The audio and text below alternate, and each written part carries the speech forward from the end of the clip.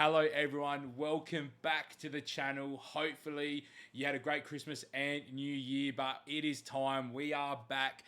FPL doesn't stop for anything except for the FA Cup weekend, which is why there's been no content this week. I've waited and pushed and pushed and pushed, and through some communication decided, all right, it's time to get Damo back on the channel. Damo, how you going?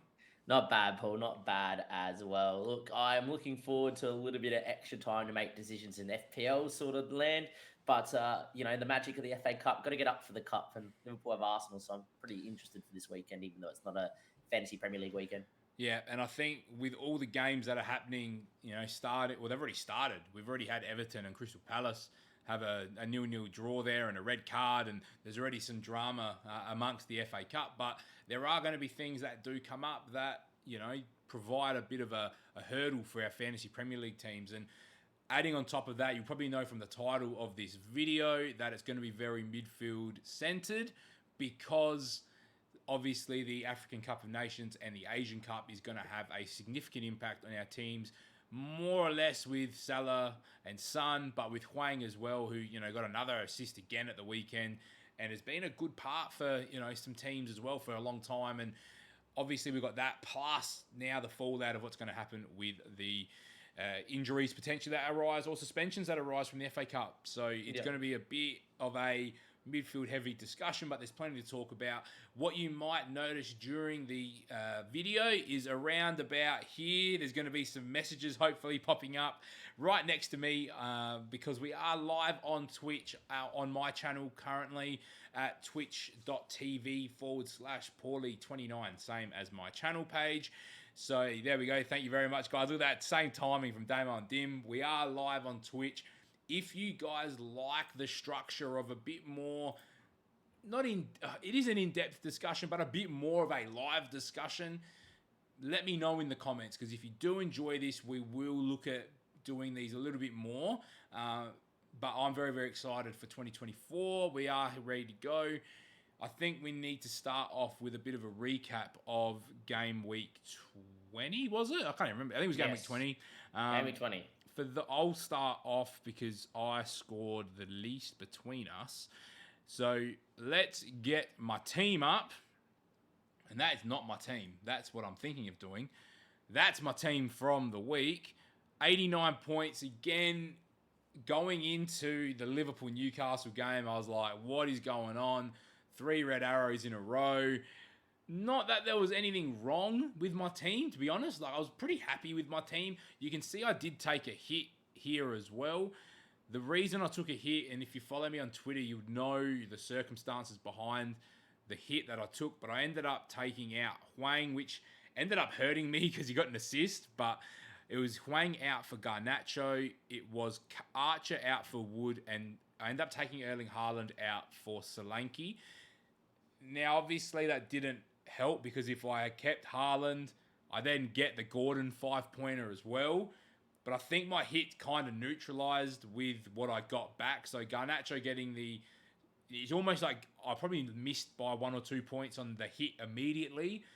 But what threw me to the hit in the end was that regardless of if Haaland was going to play against Newcastle, I'm not bringing him back this week. So I'm just going to let this game go, and I'm going to run with the same front three of Wood, Watkins, and Solanke. So I felt over 2 weeks, the hit was justified because of the fixtures that I get on this end of the fixtures. Gives Haaland 2 weeks to get fit, and then I make a decision because I got plenty of money in the bank. Yeah. We have very similar teams, Damo, so I don't want to go into heaps of depth. Key issues in this team, obviously, are Son and Salah. I've made a decision on one. The other one will be leaving, so I will be taking a second hit. I'm not going to talk about who's come in just yet because we've got a big midfield analysis to talk about first, and then I'm going to go back in and talk about transfer plans for game week 21. Defense for me has been a really frustrating period of this whole year. I've really struggled to get defensive returns from my players, other than the odd goal or assist from a Stupin and Early or Trippier. Pedro Porro, again, they concede a dumb goal. They win 3-1. It's just like, come on, man. Just get a clean sheet. And same for double Arsenal. I've had double Arsenal for about 5 weeks, and they've had some good fixtures, and it's not returned once. The one time I got a return from these Muppets was Gabriel scoring against Liverpool, and it was my first sub, and he didn't come on. So I've got nothing out of this double Arsenal defence. But then I go into each game week and go, I almost don't want other defenders. You can see I benched Leno for the reason I thought Arsenal would do well. But anyway, so they're the differential elements of my team. Again, Chris Wood, if you tell me that Nottingham Forest are going to score 2 against Manchester United after the 2 games that Chris Wood has played against Nuno, you would have thought that he would have got a goal or assist, and he looked dangerous again. So although he didn't return, the signs are there for Chris Wood to actually hang around in my team for at least the next month, which this is part of my issue is I will talk about it a bit later, but Ollie Watkins is the option for me that's probably going to go when I bring Haaland back in because of the financial element that it brings me with my team. So that allows me to get Trent easier. It allows me to bring these midfielders all back in. So it's not that I'm saying Watkins is a bad option, but I actually think Wood and Solanke are both good options as well. So I'm kind of splitting hairs and I'm going down with, okay, I probably want the more money to just go, all right, we're throwing cash in the defence because we know that clean sheets aren't happening. Get me a Stupinan, get me Trent, and let me just run Pedro Porro, Trippier, Stupinan and Trent, and I'm just going to run them, and if they all get 3 attacking returns between them, then I'm going to be better off anyway. So goalkeeper's really happy. West Ham's defence is looking locked down right now. This is like what I thought West Ham's defence was going to be at the start of the year anyway. We were talking about Zuma, I remember, early days Damo. Yeah, we were. They are looking solid. And this is without their first choice centre-backs. Yeah. And they are looking good. And that's taken some time, and it makes sense. You know, goalkeeper change, no Declan Rice. Like, it makes a bit of sense why things haven't clicked early for West Ham, but they're 6th. So I'm in a position now where Fulham have dropped, but they did beat Arsenal, and then they lost 2, but 1 was with the red card with Raul Jimenez. I think that made a difference. I brought in Leno for Burnley, and I think them not having Raul Jimenez made a big difference in them losing to Burnley because of the way that they play. He's such a unique striker that you can't have 2 Raul Jimenezes in your club. Like, he's just a very unique striker. And I think him coming back, I know they conceded early, but they're a different team when they've got their players available. So Willian's back, Andres Pereira's in the team, Raul Jimenez is in the team. So I expect Fulham to pick up where they left off. So I'm really happy with the rotation of Areola and Leno because I'm just playing the fixture, and if I get it wrong, I get it wrong. But I'm okay with running that rotation because they're playing in good enough teams, but defenses that are in some good form. So that's it. Salah's Salah again. If he doesn't miss the first penalty, you get a few extra points. But I can't complain about where I'm at.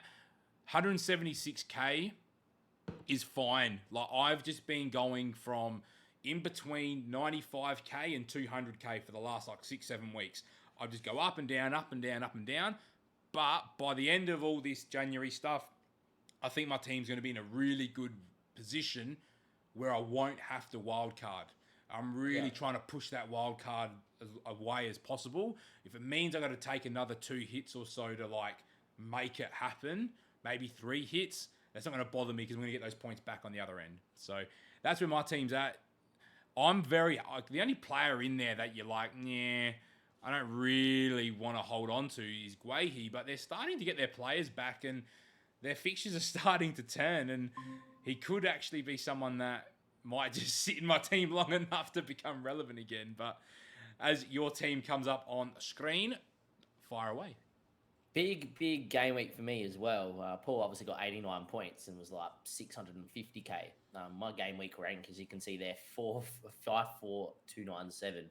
2 transfers as well. Nice to bring in Foden. I think that's our biggest difference here, Paul. I brought Foden in this week. Yeah. I took out Gordon, and I know he got an assist, which, if you told me Gordon was going to get an assist, maybe I don't go for Saliba, I'll go for someone else, but I think I'm better off with Foden long term.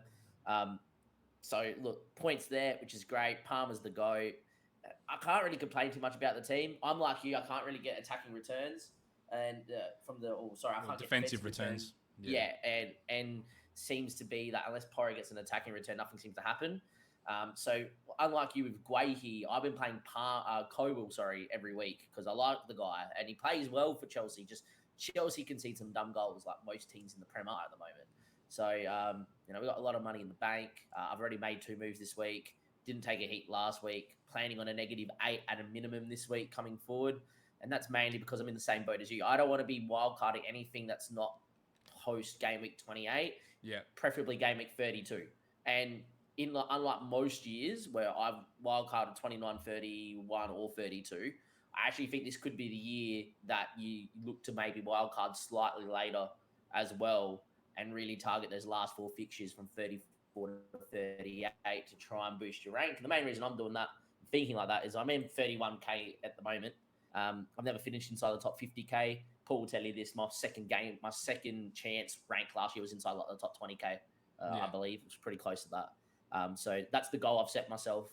And I like you, Paul. It's been a weird year rank wise. Like you've been jumping between 200 and 90, back to 200, back to 90. For me, I've been inside the top 50, out to 70, back to the top 50, back to 70k, and now finally get a week where it all clicks. And there we are. The only down thing I would say is, like with you, I brought Saliba in this game week for Fulham. Yeah. So to bring in an Arsenal defender, yes, it was for Simicas who was injured and would not have played anyway. But to bring in an Arsenal defender where I maybe could have gone to Trent against Newcastle and to see them blank kind of hurts. Yeah, well, look, end of the day, if you did bring Trent in, he was blanking too. So yeah, it's 2 points is what it is. Well, he didn't get any points, did he? I think Trent got a 0. Oh, he got a card. Yeah, would have been Trent 0. got a 0 anyway. So yeah, but I think that's a discussion for next week more so. Yeah. Obviously, on screen there, you can see Salah and Son are 2 big issues that the majority of players are going to have to deal with over the next week between now and next Saturday. So what the purpose of our discussion tonight is, I've got 5 players that I've got some data for. Thanks for raising your hand, Damo. I've got a big point. I just want to make sure I remember it. Yeah, fair enough.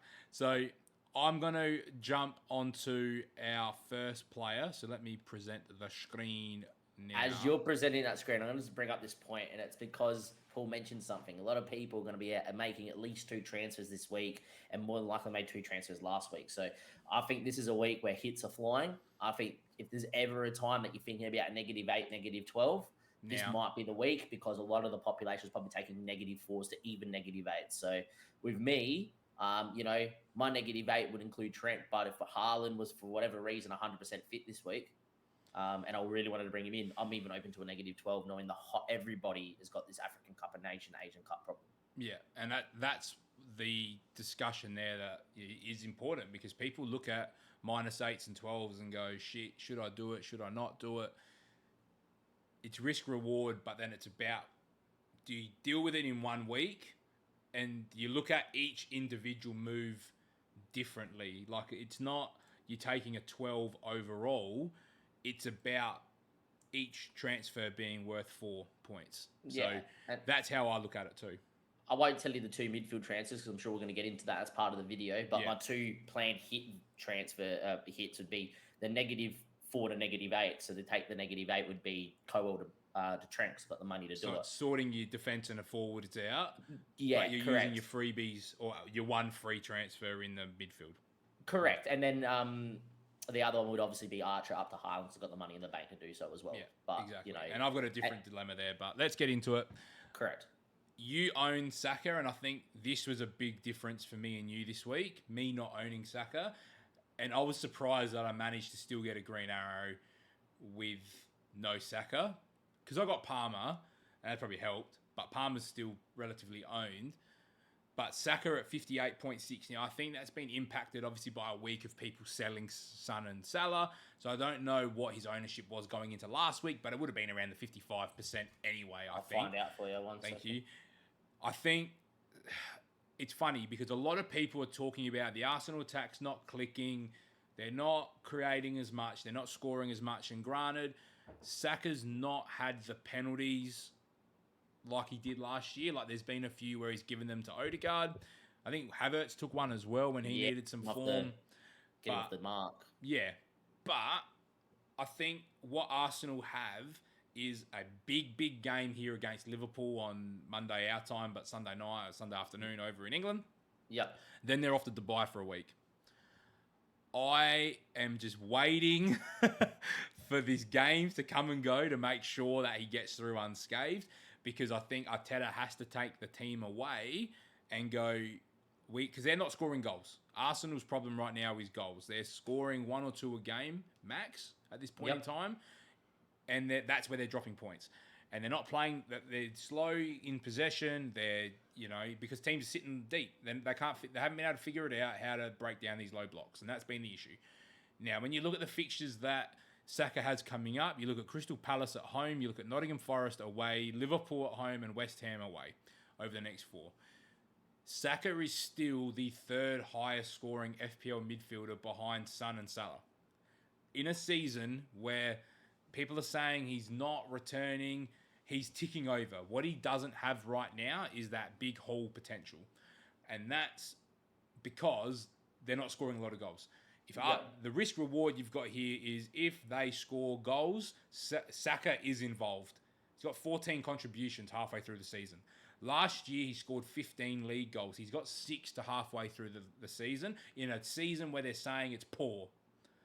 That's with less penalties as well. So I am okay with the going after Saka. 2 reasons. He can't get much worse. Like, not him personally, but like the situation around the Arsenal attackers they're too good to not figure it out. That there's the minute they go and score 1 or 2 and they break the chains, and I think they got in their shell a little bit against Fulham, and that invited the counter-attacking pressure to concede. But I think Mikel's going to take this team away. They're going to go sort some stuff out. They're going to come back a bit of a different side. I think it'll be a bit more expansive, a bit more direct. They might turn the ball over a bit more, because what Arteta said was he wanted control. So he's got control, but they're not winning games. So maybe you go, okay, let's relinquish control a little bit. Let's try and play. Because if they go toe-to-toe with most teams, they're going to win. So they will. I think Arteta just needs to free the chains a little bit. I've been listening to a lot of AFTV content as well through this period, and they're saying that Ben White's not making those same overlapping runs because he's carrying a potential injury. So by him not overloading, does that mean Saka's getting 2 or 3 guys with no option to cut in?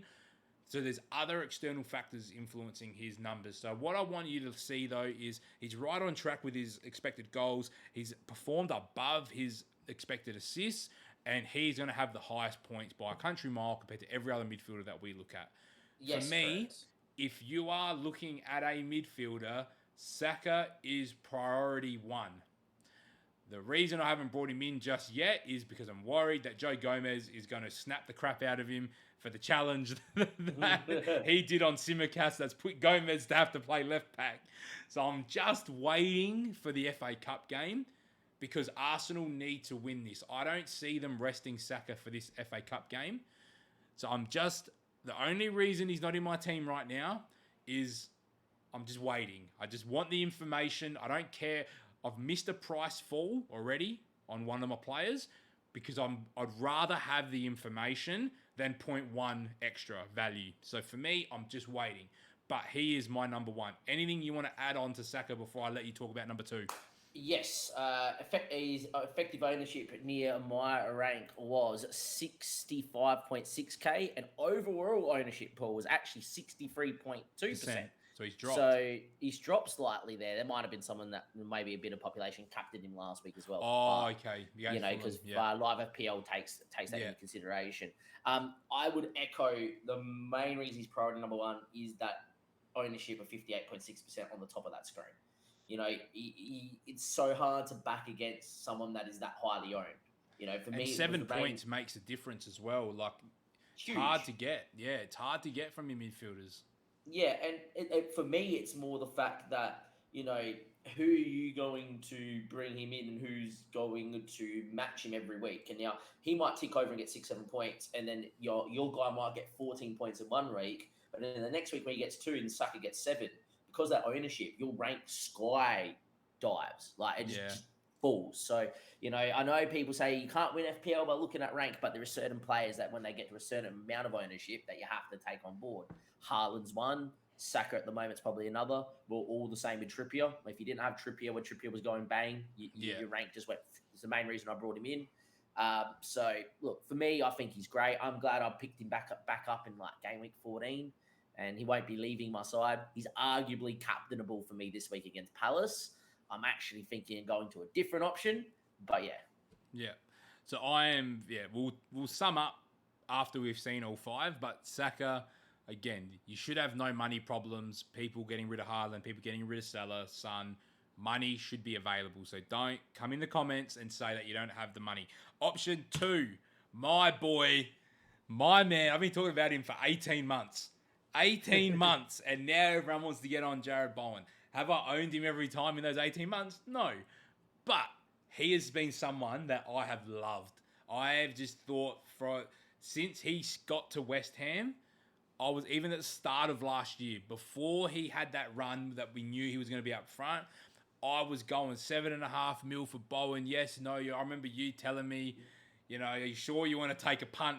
And I went away from it early last year because it was like, yeah, there's other midfielders there. I love Bowen, and what I see from him every week is just the same as Saka. But look, 11 goals from a midfielder is just crazy. Like, he just scores. He just finds ways to get goals. He doesn't take penalties. He probably will now that Benrahma goes to AFCON, I'm assuming, with Algeria. Yeah, I would imagine he takes penalties. Because Bowen had them and missed a couple, but then like Kudus and Benrahma are not around at the moment, and neither's Rice. They were the other penalty takers, and that's it. So I'd hope that in this run, Jared Bowen will take penalties. This is all without penalties, and that's what's nuts for me. Yes, an XG of 7, because some of his goals are like, he just pops up in the right area, but he just ticks and ticks and ticks. Look, like his points, 111 points against an expected points of 89, but he's also creating chances. Like if I look at Saka's created 11 big chances, Jared Bowen's created 6, and that's going to be something that you're not going to see consistently amongst this group of players. There's not a lot of midfielders that actually create big chances and score goals. And you're looking at Jared Bowen as someone who scored almost double the goals Saka has for $1 million less at 30% owned. You just don't have the creative, you don't have the assist potential, because he's the guy that is scoring the goals for West Ham. What I like about him too, fixtures, Sheffield United, Bournemouth, even Man United away. I know it's there as a red fixture. That ain't red. Man United at Old Trafford is a good fixture. And Arsenal at the London Stadium, we just saw what West Ham did to them a week and a half ago. So, Bowen, big thumbs up for me. What are your thoughts? Other thing outside of that is he's a bit more long-term holdable after that. So after Arsenal, he gets Forest away, which is never a bad fixture. Brentford at the moment shipping goals, so then he gets Brentford, and then he gets Everton away, Burnley at home, and they're all games that you can score in. So all the way from now to game week 28 is like the sweet spot to own him. I think he's that good that if you own Saka but you don't own Bowen and you'll need to take out Son and Salah, aka me, he's must own. I think he has to come in. Yeah. And 8 million as well. And that's the main reason I've made one of my early moves, is because I know that Bowen has to come in now. If he gets an injured in the FA Cup, so be it. I think that everyone's going to move to him, so I think there's potential to get 0.2, even 0.3 on him by the time everyone after FA Cup starts bringing him in. I think he is nearly as essential as having Saka in the team during this run. Yeah, and I've already brought him in too. So he came in for Son for me very, very early, because there was a period in the price rises and falls where Bowen was going up and Son was going down. So at 0.2 difference for me, I was like, yeah, all right, time to make this move. And it's more that I see Bowen in my midfield till my wild card. He's someone who is a set and forget. He actually loves playing away from home as well. I think he's returned in every single away game except for one now. You know why? They put him up front.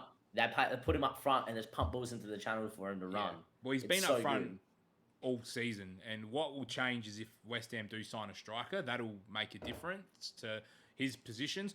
But the combinations that we've seen with him and Kudus, and I know we'll talk about AFCON and the impact that has with the next few players.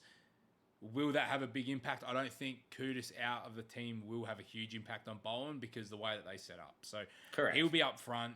You telling me you're going to have the striker in the team that's sitting 6th You know what I mean? It's a good option. Getting 5 I points a think he's goal at great. 11 goals already. You're talking 55 points just from goals. I'm very much on the Jared Bowen train. So let's speed this up a little bit with Richarlison. Now, this is an interesting one because people might say, what are you on about? Richarlison, are you serious? The same reasons why I like Jared Bowen is why I like Richarlison. For 6.9 million, you're going to give me the striker in a very attacking Spurs side that has finally started to tick on a little bit. He's shown a few different finishes. He's had some consistent minutes, which has been for the first time in a long time. Richarlison's actually played football. You know what I mean? Like, he's had a lot of time on the sidelines. I'll let you sort of take over on this one, Damo, because I've sort of spoken about the first two. Fire away. You were talking to me about Richarlison before we went live as well. I like him as a pick. I think anytime you can get an out of position player playing more forward in FPL is huge, because obviously Richarlison gets points for if they keep a clean sheet, which one day they may. And when he scores goals, he gets the extra point. I think anytime you can get the talisman for the team, especially when one of the other stars is gone, and look, Madison's still injured and Son is going to be away, I think it's always a good move. I do have some question marks over, where you look at Saka and you look at Bowen, the quantity of what you're going to get, the quality of what you're going to get. And no matter what happens around in that team, they're going to be that main focal point because the team's got quality to feed them. Yeah. I worry a touch about Spurs not having Son and then not having Madison on the park. I think if Porro isn't creating too much, if they've lost, they lose Basuma as well, obviously, to African Cup of Nations, Saar, there's big outs there. So out of all of them, I think this one's more the punt, but I don't think it's that much of a punt where it's like, oh my goodness, I can't see this ever working. I actually think this is a very popular pick, and I think a lot of people are going to get on Richarlison this week. Yeah. I'm a little bit worried that I'm not bringing him in because I think there's great upside here. But for me, if they told me Madison was back in a week's time, 100% going to start every week, I'd probably do it. The other thing I like about Richarlison, there's no way no one else is taking a penalty outside of him on the park with Son and Madison not being on the park. Yeah. So I was about to bring that up too. I think for 6.9 mil, if you're going to get a penalty taker that's going to play 9 and is going to be nailed and start every week under Ange Ball, I don't think there's much that you can go wrong with. I think it's a great punt. I think if you already have a team that has Saka, already has Bowen, already has Palmer, and then you got Salah and Son, somehow, maybe you've got a really cheap defense and don't own Ireland and whatever. Yeah. I think Richarlison's a very, very, very good pick. Yeah, and the 7.5% ownership there is, could be a monster differential if he goes off and, gets a Good double against too. Man United. Yeah, Man United, Brentford, Everton and Brighton. All teams that are conceding. Yeah, Everton's probably been the strongest defence there. And it's ironic that they're the green fixture. But, he could return in all 4 of those games at this rate. I think so. So I very much like the Richarlison pick. The next one for me is a bit more of a templatey pick. It's Cole Palmer. I don't think we need to go into heaps of his data because he's 28% owned. What if you don't have Palmer? I've had this question already. Is it too late to get on Palmer? No. I don't think it is because at 5.6 mil, that allows you to do so much with your team, number one. Number two, with Jackson gone to AFCON as well with Senegal, there has to be a front 4 sort of consisting of Jackson, Palmer, Madueke, Mudryk, Sterling. Sort of 4 of those 5 or 6 have to be playing. And Palmer in the 10 has just been unbelievable. He's changed. He looked good on the right, but he looks a lot better in the 10. He's class. Watching him play against Luton, it was mind-boggling how cheap this guy is in fantasy. It was mind-boggling that City let him go because there was quality in the guy and he should have been used under Pep. To get a guy that is fast emerging as Chelsea's best creative outlet for this price is, mind you of last year we could have got Martinelli for 6.5 and Saka for what? 6.5 last year? Nah, Saka would have been 7 or 7.5. Yeah, Palmer's going to be 7.5 to 8 mil next year, right? In fantasy. So to get a guy that is 7.5 to 8 mil in potential value next year for 5.6, and you think about it that way, is it too late? No. Look at the next 4 fixtures. Fulham, they're going to score. Liverpool, more than likely, they'll score because, we don't really like keeping clean sheets in big games. Wolves and Palace, they're probably going to score. And what I love about Palmer is you want Roots to get back to Salah and Son. If you don't own him, you bring him in. You got money to burn. You sell other midfielders. You don't sell Palmer. You keep him as that cheap utility. He can play every week. He's on pens sort of guy. And you just put him in the fantasy team and let him play. And if he one or two, he's only 5 green for you. Yeah, and the ideal about having with him as well is that you're probably going to have a stronger bench with having Palmer in your team. So if he does miss a game, then you should have some coverage. So I am very much get Palmer if you do. He's almost my option one. Yeah. Like, I think Saka is number one. But this is where we're talking about you take a -8 if you need to. Like, if you don't have Saka, Bowen, Palmer, but you've got Hwang, Son, and Salah, you'd make that move. You'd go -8, you'd make -4, and get those three in, Or if you've got someone who you're really unhappy with, I don't even know who's bad. I don't even know who's bad in midfield. If you've got like Diaby or something, I wouldn't have Diaby over Palmer. Yeah. You know what I mean? Like, that's what I do. Like, if you're going to take a hit, you might as well just go full bore. So that's Cole Palmer. The last one of our graphics is our boy Luis Diaz. Okay, we love Luis Diaz as a player. Again, I said this to you, Damo, before we hit the record and the live button. You're not buying Luis Diaz on what he's done this year, because he's had the disruption, he's had the incident, the family incident, he's been away, he's been injured. I've just seen that there was a chat there from Dims. I wasn't able to monitor that whilst I've got my numbers up. So Palmer, yeah, Dims are very much on the Palmer train with us. So very happy with that. With Luis Diaz, this is the pure opportunity punt for 4 weeks. Bournemouth, Chelsea, Arsenal, Burnley. Salah out the picture. Again, this isn't a move that I would be making anytime before the deadline, because you want to see how we line up in the next 2 games for Liverpool. So we're in a unique position.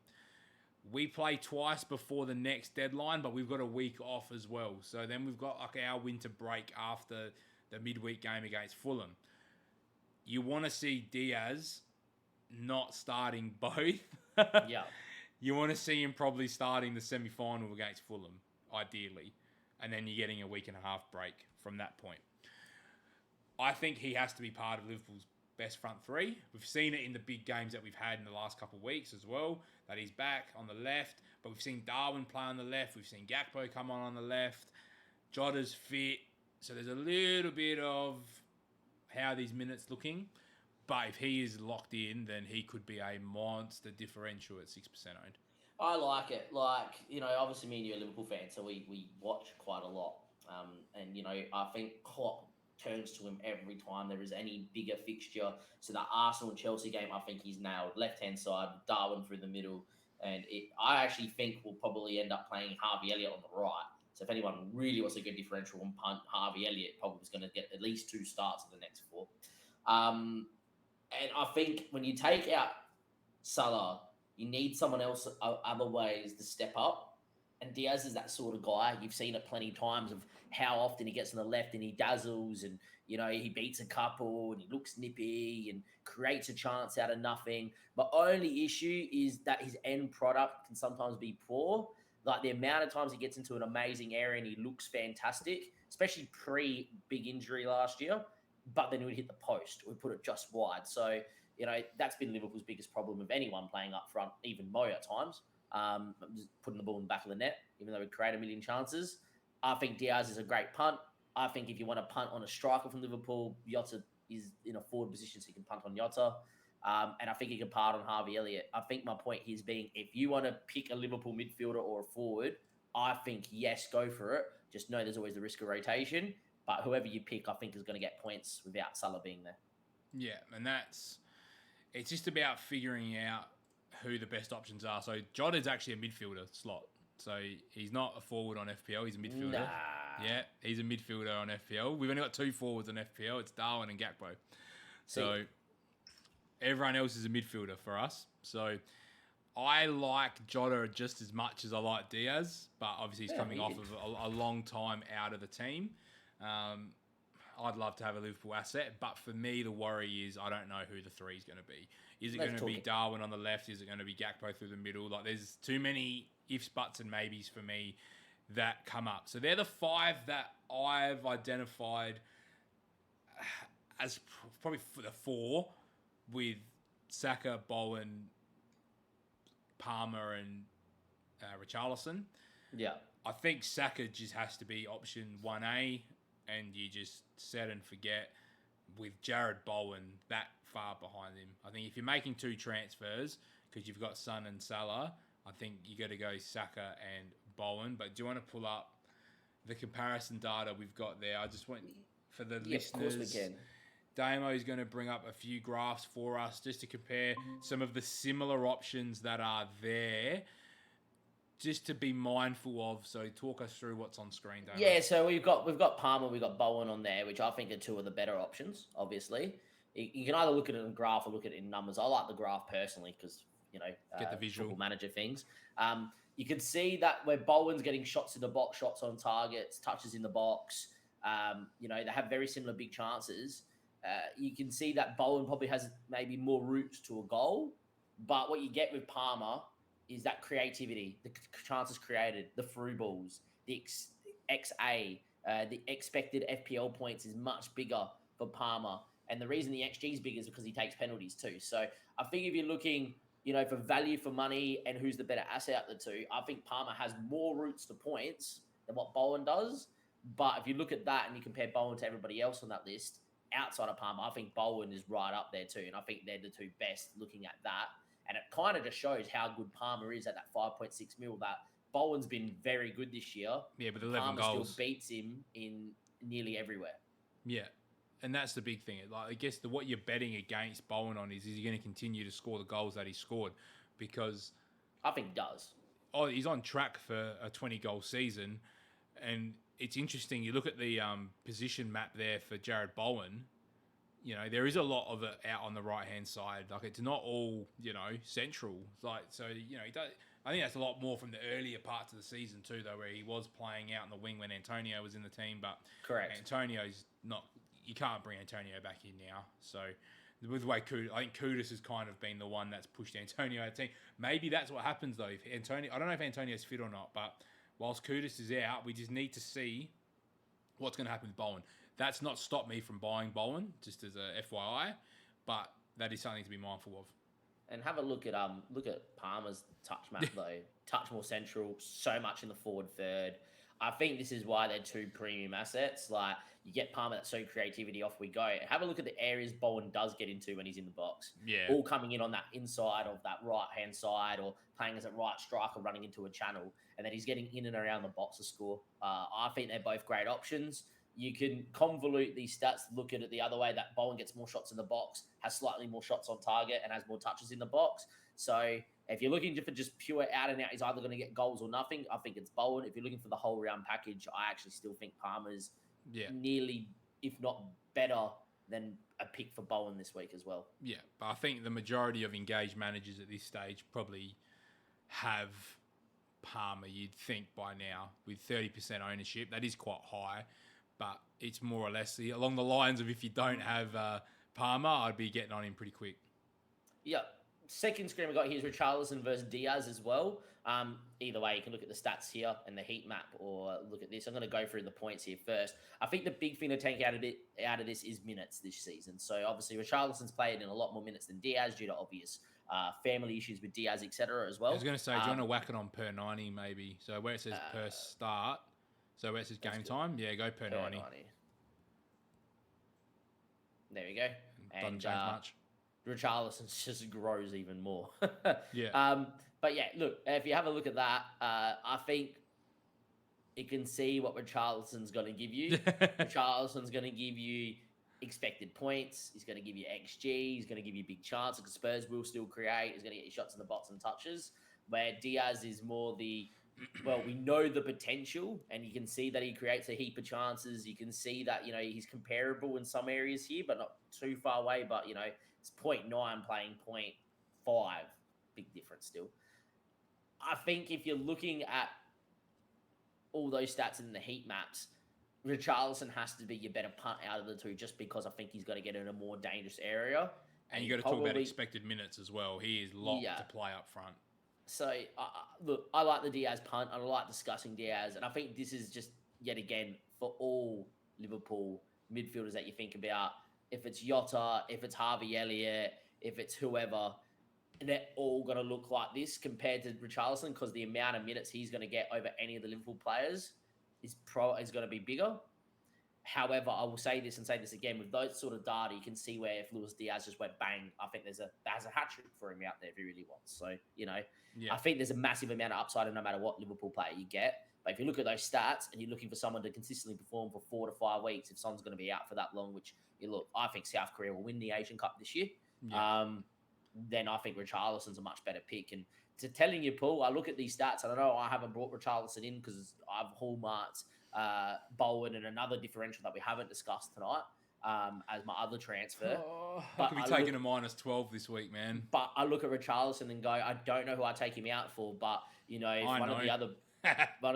one of the other boys don't kick on or there's an injury, he's the first name on my sheet to come in. Yeah. Look, what that screams to me is Gordon to Richarlison for me this week as an additional move, because Newcastle are just dying in the butt. But maybe do you want to pull your team up and talk us through what you're thinking before I pull mine up? Because I think you've got a bit more of a solid, concrete idea around the moves that you're going to make. Just for my viewers to see, it's not every day you get to see someone who's, hovering inside the top 50,000 to see what their transfer plans are. I'm just going to put an FYI, I'm not massively big on early transfers. People know this. Only reason I've made him is I see the potential in the players that are brought in to get 0.2 of an upgrade this week. So, there's risk versus reward here. People will say that having, that extra 0.1, 0.2 in team value is not much.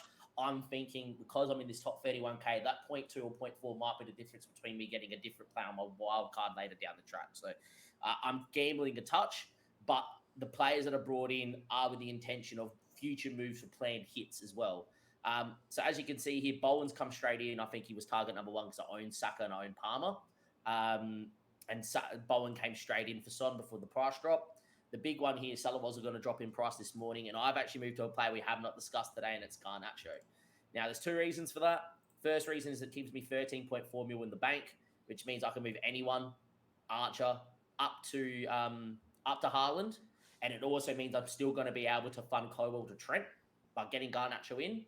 So as much as I love Richarlison, and I think he's a great pick, as much as you could go for maybe, I could punt on a Diaz or a Jota or anything, I'm thinking that having Trent in the team, having Trippier, who I plan to hold for this injury, getting Haaland in for Archer, and then being able to pick between Watkins, Lanky, Trippier, Trent, Garnacho, Bowen, Palmer, all those people that I just pick the best fixtures. Yes, there's going to be points on my bench, but there's going to be a lot of points that I'm going to be able to obtain that other people won't. Yeah. Even that's because I picked this guy up. And if you look at Garnacho, the ceiling's there. 8-pointer, 14-pointer.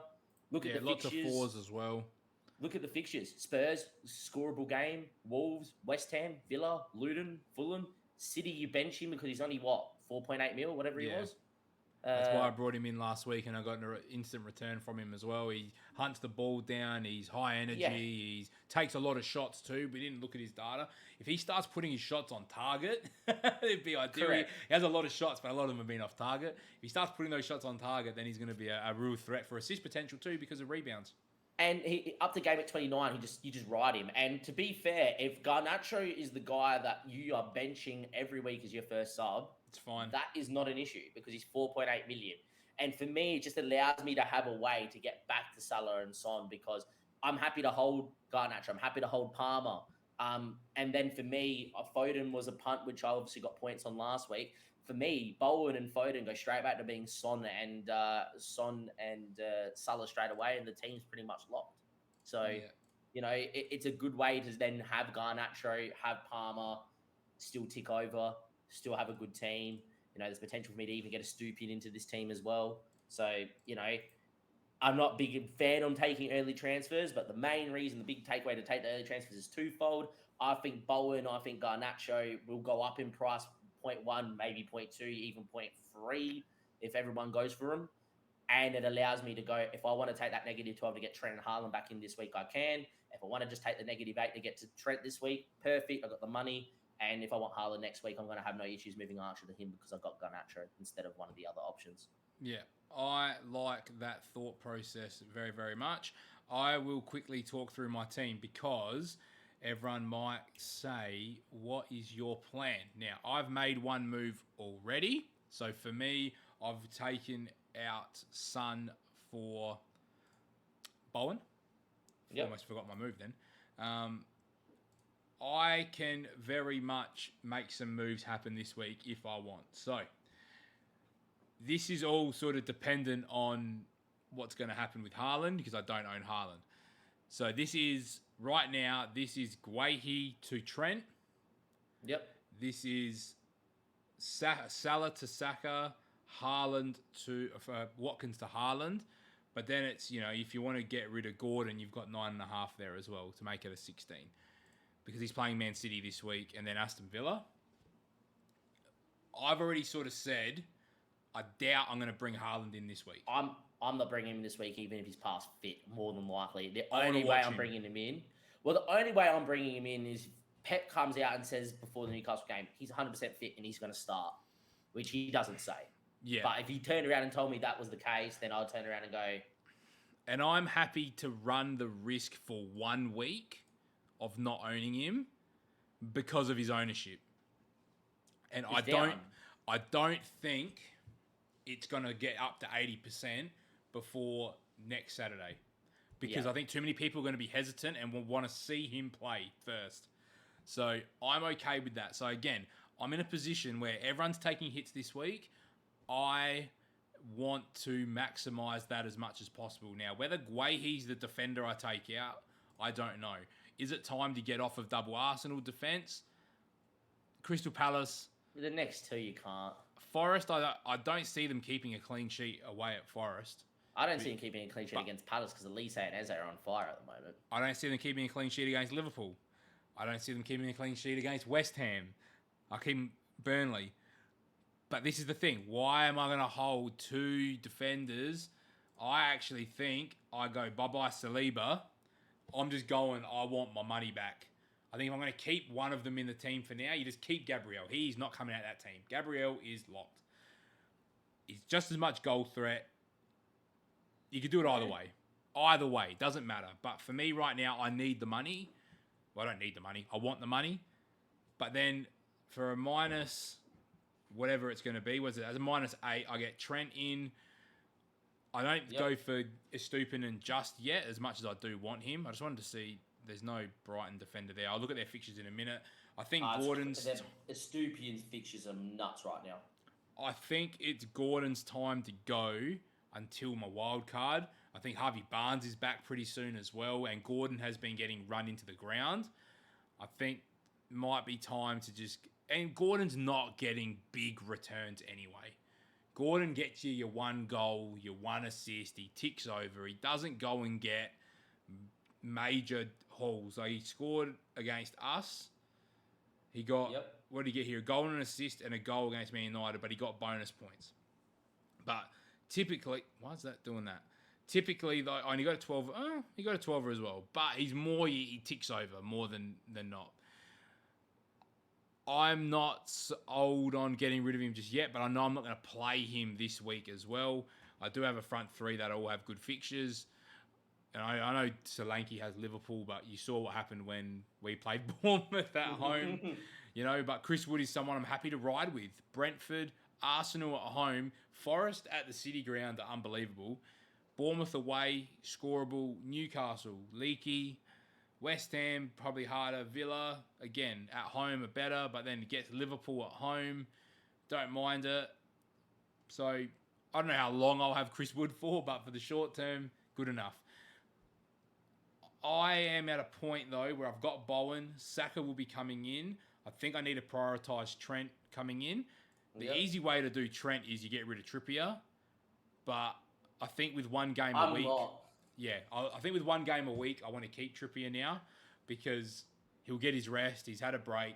The fixture's about to turn again, and then everyone's going to clamour to get him back. Yeah. I think if you're going to have anyone from Newcastle, it has to be Kieran Trippier. I think he's the priority. Because you then get Luton, Forest, Bournemouth, couple good fixtures after that to the wild card, decent fixtures post wild card. I just think he's someone that if you got value tied up in A or B, you can put him on the bench. And that's the reason I got Garnacho, so I can bench people like Trippier. Yeah, for high fixtures.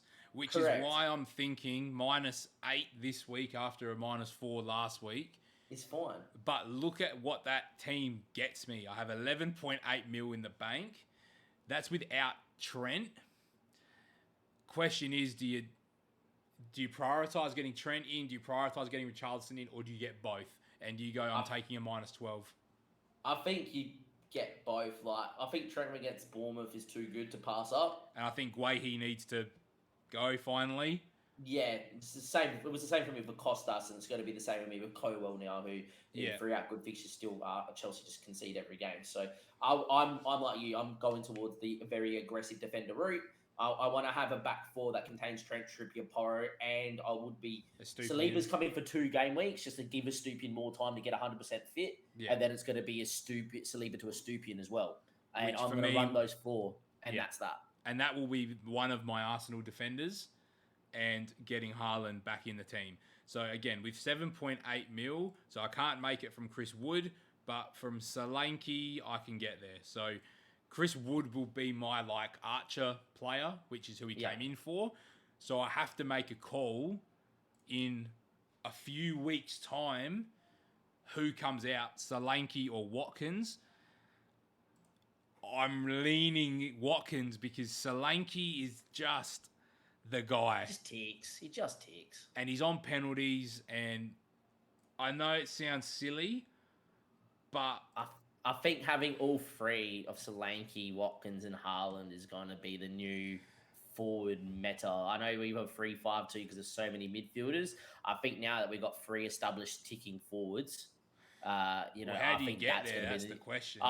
That's always the hard question. If your team's not set up, then I think that taking Chris Wood out is fine. I think for me it's because I have Taylor, right, and I'm going to keep Taylor the whole time from Burnley. Because so it probably means that I need a Branthwaite and an Estupiñán this way.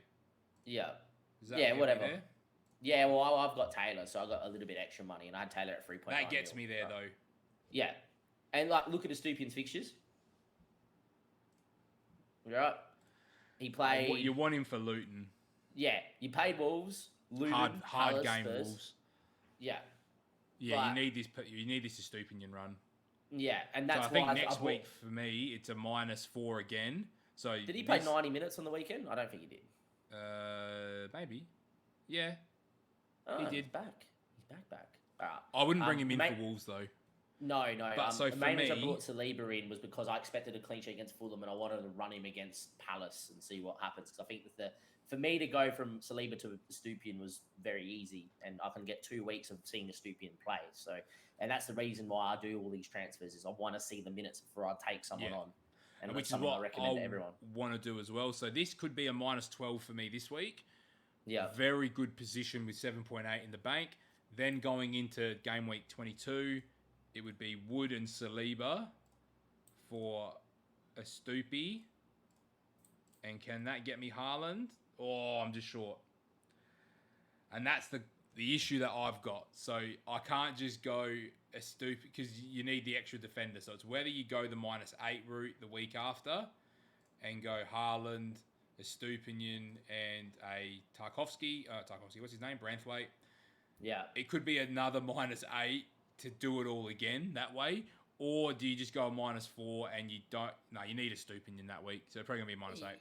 Anyway, correct. That's all for longer planning. It's a couple weeks away still. But what that hopefully is showing you guys is that I'm willing to go -12 after a 4 and then an 8 to follow it. But then to go, I'm done. I've got Estupiñán, Trent, Pelro. It's a team that you can just run to your wild card easy, and you can even push that wild card as long as there's not too many blanks. Yeah, until all these, if there's double fixtures and there's stuff to target or there's injuries and whatever. So that's where I'm thinking. We've got a couple little questions, I reckon, floating about.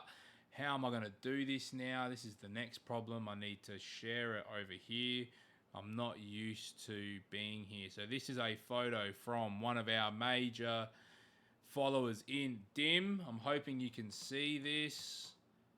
Yep. I think just enough. He goes, is it possible to save my team? He's got no Kabore, no Salah, no Son. Haaland as a question mark, and Zinchenko to go with Colwill, Dubravka, Flecken, Gabriel, Douglas Luiz. He's got Saka and Palmer though, but then he's got Isaac and Archer. So a lot of issues to fire. What are your early thoughts there, Damo? Obviously, Salah and Son out, but I think you're going Salah and Son and you're targeting Bowen and Richarlison, personally. Yep. And that's going to give you funds in the bank to go and move Kabore up.